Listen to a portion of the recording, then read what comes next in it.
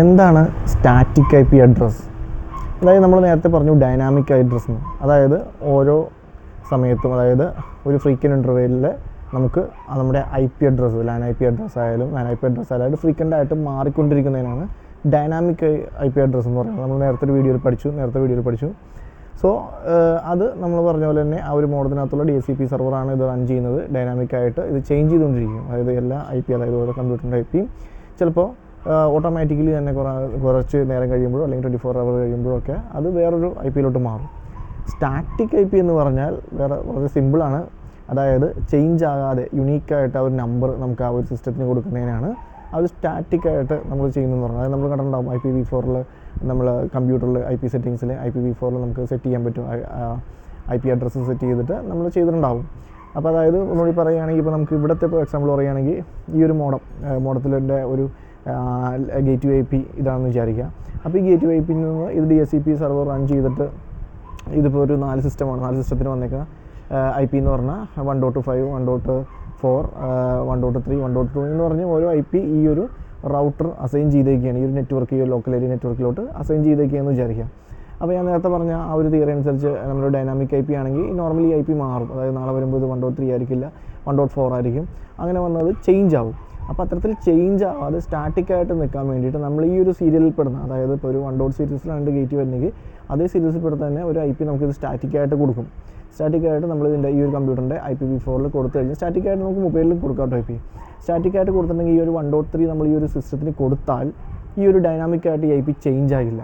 അതായത് എപ്പോഴൊക്കെ നമ്മൾ ഓപ്പൺ ചെയ്താലും ഈ ഒരു സിസ്റ്റത്തിന് കിട്ടുന്ന IP ഈ ഒരു 1.3 IP തന്നെയായിരിക്കും. അങ്ങനെയാണ് നമുക്ക് സ്റ്റാറ്റിക്കായിട്ട് IP കൊടുക്കുന്നത്. അതിന് സ്റ്റാറ്റിക് IP എന്ന് പറയുന്നത്. പിന്നെ ഇത്തരം IPകൾ ലോക്കലായിട്ടും സെറ്റ് ചെയ്യാം, ഇല്ലെങ്കിൽ നമുക്ക് സ്റ്റാറ്റിക് IP പർച്ചേസും ചെയ്യാം. ഫോർ എക്സാമ്പിൾ, നമുക്ക് ഈ ഒരു മോഡൊന്നും ഇല്ല, ജസ്റ്റ് ഒരു കമ്പ്യൂട്ടറിൽ ഇത്ര മാത്രമേ ഉള്ളൂ. നമുക്ക് ഈ ഒരു കമ്പ്യൂട്ടറിലൊരു സെറ്റിംഗ്, അതായത് ഇവിടെ ഒരു സ്വിച്ച് വെച്ചിട്ട് നമ്മൾ ഈ ഒരു ഇത്തരം കമ്പ്യൂട്ടറിൽ നെറ്റല്ല കമ്പ്യൂട്ടറിലോട്ട് കണക്ടിവിറ്റി, അതായത് ഫയൽ ഷെയറിങ് കൊടുക്കാനായിട്ടാണെങ്കിൽ നമുക്ക് IP സെറ്റ് ചെയ്യാൻ പറ്റും.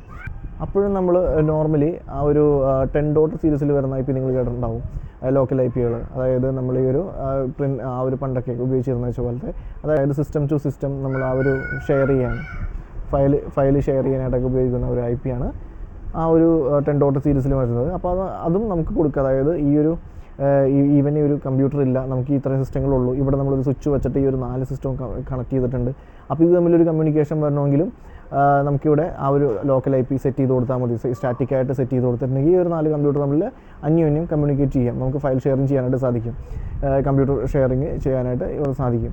അപ്പോൾ ഇതൊരു മോഡ് ഉണ്ടെങ്കിൽ മോഡ് തന്നെ ഓട്ടോമാറ്റിക്കലി IP ഇഷ്യൂ ചെയ്യും. നമുക്ക് അതിൻ്റെ ഒരു IP നമുക്ക് സ്റ്റാറ്റിക്കായിട്ട് ഒരു കമ്പ്യൂട്ടറിൽ സെറ്റ് ചെയ്തിട്ടുണ്ടെങ്കിൽ ഓട്ടോമാറ്റിക് ആ കമ്പ്യൂട്ടറിന് ആ IP തന്നെ ഉണ്ടാവും. അപ്പോൾ ഇതിൻ്റെ ഇടയിൽ നമുക്കൊരു പ്രിൻ്റർ വന്നാലും ഈ ഒരു നെറ്റ്വർക്കിലോട്ടൊക്കെ അത് ഷെയർ ചെയ്യാനായിട്ട് സാധിക്കും. ഓരോ കമ്പ്യൂട്ടർ വൈസ് നമുക്ക് സ്റ്റാറ്റിക് IP ആയിട്ട് സ്റ്റാറ്റിക് സെറ്റ് ചെയ്യാൻ പറ്റും. അതിന് പുറമെ ഇതൊന്നും ഇല്ലെങ്കിലും നമുക്കൊരു കമ്പ്യൂട്ടർ മാത്രമാണെങ്കിലും സ്വിച്ചിൽ കൂടി ഈ പറഞ്ഞ കമ്പ്യൂട്ടറിലോട്ടെല്ലാം കണക്ഷൻ പോയിട്ടുണ്ടെങ്കിൽ നമുക്ക് സ്റ്റാറ്റിക്കായിട്ട് തന്നെ ആ ഒരു IP സെറ്റ് ചെയ്യാൻ പറ്റും. പിന്നെ നമുക്കിതല്ല, നമുക്ക് ഈ ഒരു റിമോട്ട് പർപ്പസിനൊക്കെ, അതായത് നമുക്കൊരു ഓഫീസിനടുത്ത് ഓഫീസിൽ നിന്ന് എടുക്കാനായിട്ട് ചിലർ റിമോട്ട് പർപ്പസിന് വേണ്ടി സ്റ്റാറ്റിക് IP പർച്ചേസ് ചെയ്യും. അവിടെ നമ്മൾ വരുന്നതെന്ന് വെച്ചിട്ടുണ്ടെങ്കിൽ ഇതുപോലത്തെ IP അല്ല, അതായത് വാൻ IP ആണ് അവർ പർച്ചേസ് ചെയ്യുന്നത്. നമ്മൾ പറഞ്ഞു നേരത്തെ എല്ലാത്തിനും ഒരു 2 IP വീതം ഉണ്ടാവും, ലാൻ IP ഉണ്ടാവും. അതിന് പുറമെ നമുക്കൊരു വേറൊരു സീരീസിൽ വരുന്ന ഒരു IP കൂടി ഉണ്ടാവും, അതായത് ഒരു വാൻ IP എന്ന് പറഞ്ഞ് വേറൊരു IP കൂടി ഉണ്ടാവും. അപ്പോൾ അങ്ങനത്തെ ഒരു IP കൂടി നമുക്ക് ഇവിടെ വരും. ആ ഒരു വാൻ IP ആണ് നമ്മൾ പർച്ചേസ് ചെയ്യുന്നത്. അപ്പോൾ ഒരു വാൻ IP പർച്ചേസ് ചെയ്യുമ്പോൾ നമ്മൾ ആ വാൻ IP ഒരു റൗട്ടറിൽ നമ്മളത് കോൺഫിഗറേഷൻ ചെയ്യുകയും ഈ ഒരു സിസ്റ്റത്തിലോട്ട് ആ ഒരു വാൻ IPയുടെ സീരിയലിലുള്ള ആ ഒരു സീരീസിലുള്ള IPs ആയിരിക്കും പോകുന്നത്. അപ്പോൾ നമുക്ക് ആ ഈ ഒരു സിസ്റ്റമൊക്കെ അവർക്ക് അത് റിമോട്ടിൽ ആക്സസ് ചെയ്യാനായിട്ട് സാധിക്കും. അപ്പോൾ നമ്മൾ സ്റ്റാറ്റിക് IP പർച്ചേസ് ചെയ്യുന്ന കസ്റ്റമർ ആണെങ്കിൽ, ഇപ്പോൾ ഒരു ബ്രോഡ്ബാൻഡ് ടെക്നീഷ്യൻ ആണ് നിങ്ങളെങ്കിൽ, നിങ്ങൾ ആ ഒരു പർച്ചേസ് ചെയ്യുന്ന ഒരു വാൻ IP ആ ഒരു റൗട്ടറിൽ കോൺഫിഗറേഷൻ ചെയ്തെടുക്കേണ്ടി വരും. റൗട്ടറിലോ അല്ലെങ്കിൽ ലീസ് ലൈൻ ആണെങ്കിൽ ചിലപ്പോൾ കമ്പ്യൂട്ടറിലോ അല്ലെങ്കിൽ റൗട്ടറിൽ നോർമൽ രീതിയിൽ റൗട്ടറിലാണ് കോൺഫിഗറേഷൻ ചെയ്യുന്നത്. റൗട്ടറിൽ ആ ഒരു വാൻ IP നമ്മളവിടെ കോൺഫിഗറേഷൻ ചെയ്ത് കൊടുക്കണം. അപ്പോൾ കോൺഫിഗറേഷൻ ചെയ്ത് കൊടുക്കുമ്പോൾ ഈ ഒരു ലാൻ IPക്ക് പുറമെ ആ ഒരു വാൻ IP ഒരു സീരീസിലായിട്ട് നമുക്കത് സ്റ്റാറ്റിക്കായിട്ട് തന്നെ കിട്ടും. സ്റ്റാറ്റിക്കായിട്ട് സെറ്റ് ചെയ്ത് കൊടുക്കാം. എന്തായാലും റൗട്ടറിൽ വാൻ IP സ്റ്റാറ്റിക്കായിട്ട് തന്നെ ആ ഒരു വാൻ IP അവർ എടുത്തേക്കുന്ന പർച്ചേസ് ചെയ്തേക്കുന്ന വാൻ IP ആ റൗട്ടറിൽ സെറ്റ് ചെയ്ത് കൊടുക്കേണ്ടി വരും. അപ്പോൾ ഇതാണ് ഈ ഒരു സ്റ്റാറ്റിക് IP എന്ന് പറയുന്നത്. സിമ്പിളാണ്. അതായത് സ്റ്റാറ്റിക്കായിട്ട് നമ്മളൊരു റൗട്ടറിൽ ഒരു IP സെറ്റ് ചെയ്യുമ്പോഴാണ്, അത് സെറ്റ് ചെയ്യുന്നതിനാണ് ആ ഒരു സ്റ്റാറ്റിക് IP എന്ന് പറയുന്നത്.